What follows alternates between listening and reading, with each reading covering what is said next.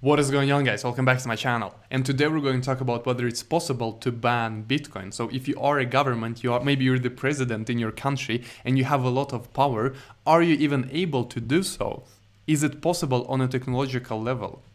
It is a very important and interesting topic. This topic comes up in many circumstances. When you go to conferences, when you go to dinners, you talk with people who are new to Bitcoin. This topic always comes up because the more attention cryptocurrencies get, the more regulations we will see, and some countries will try to ban it. I'm almost 100% sure. But is it possible? That is the question. And before we start, I have to say that I'm completely blown away by the interest in my academy. So as you know, I'm creating a blockchain course, which will cover the fundamental aspects of the blockchain technology. If you go to academy.ivanontech.com, you can see the course contents. And the course will be released in February, 1st of February. However, if you apply it today, if you purchase it today, you will get more than 50% discount.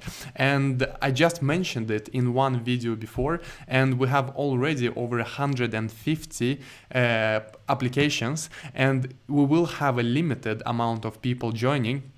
And so if you're interested, go to academy.ivanontech.com, and I hope to see you in the course. That being said, guys, let's get into it. So is it possible to ban Bitcoin? In order to answer that question, we first have to understand what Bitcoin really is, because the word Bitcoin actually covers many aspects. Number one, it is a cryptocurrency, but it is also a network, and it is also a protocol. And this word protocol might sound technical. If you're not coming from a technical background, you might be very confused whenever you hear protocol, but it is very simple. A protocol is basically a way for machines to communicate. It is a set of rules, it is a language, so to speak, that machines use to communicate with each other. So when we say that Bitcoin is a protocol, we mean that Bitcoin is a language. And it is very important to understand that Bitcoin is a language. It is not only a cryptocurrency, it is also a language. Meaning that I don't even need to have my computer in order to speak the Bitcoin language. This might sound completely insane, but let me give you a concrete example. Let's all imagine that we live in a country where the government doesn't like Bitcoin, and they see it as a threat, so they just banned it. And they've also successfully banned all traffic that has to do with Bitcoin, all internet traffic. So you cannot use your wallet, you cannot use Bitcoin Core. Of course, that would be an extremely hard task for a government to do, to somehow build a firewall that just blocks all Bitcoin traffic. But for the argument's sake, and for the sake of demonstrating to you that Bitcoin is a language, let's just imagine that there's no way to use a Bitcoin wallet in our country. All the wallets do not work. So instead of using a wallet, we can still send transactions. Because Bitcoin is a language, meaning that we can write our transactions on a piece of paper, or we can write our transactions in an SMS, or we can write our transactions in a Facebook message and send them to our relatives or to our friends or to whoever. And then our friend on the other side would just take the message, take that transaction that I've sent in this format that I would broadcast it to the Bitcoin network but because there is no access for me, there's no way for me to access the Bitcoin network directly, I can just send the transaction as a message to someone else in another country where Bitcoin clients are allowed, and then that person would just broadcast the transaction to the Bitcoin network. And the beautiful thing is, I don't need to expose my private key. I use my private key to sign the transaction, and then I just send the transaction in an SMS or whatever.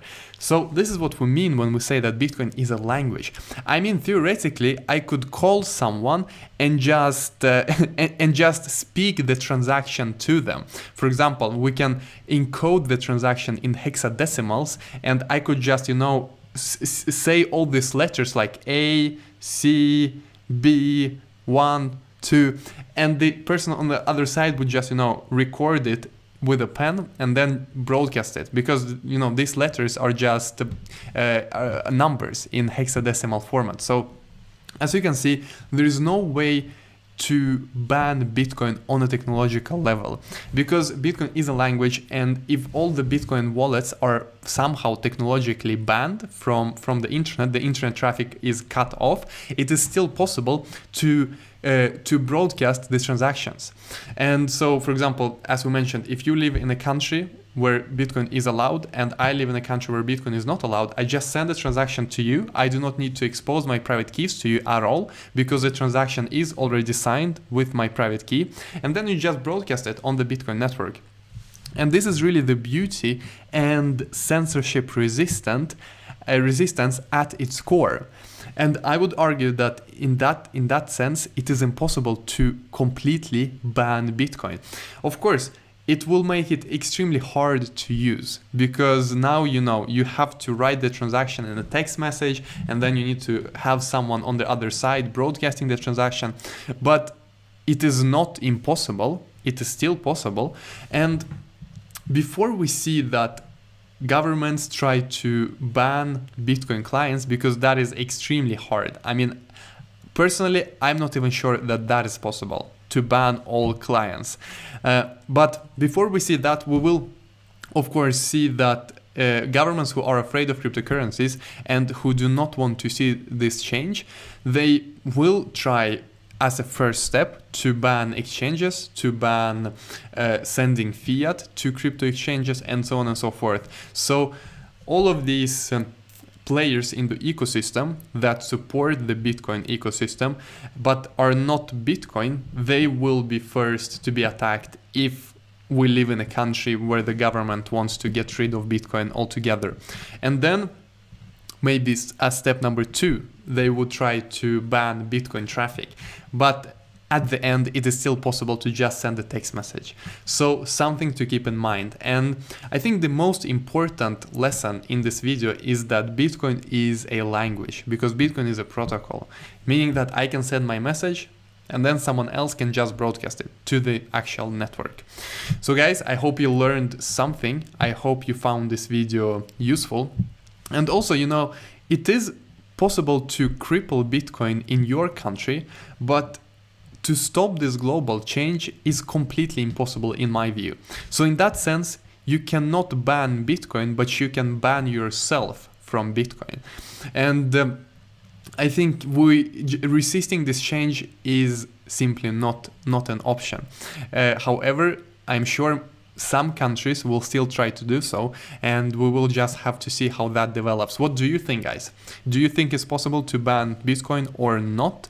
Leave your comments in the comment section below. Smash that bell button so that you're always up to date. Like this video, and if you are a new viewer and you like Bitcoin, cryptocurrencies, technology, you should definitely subscribe to this channel, because you will find this channel interesting. I myself am a software developer, and I'll see you guys next time.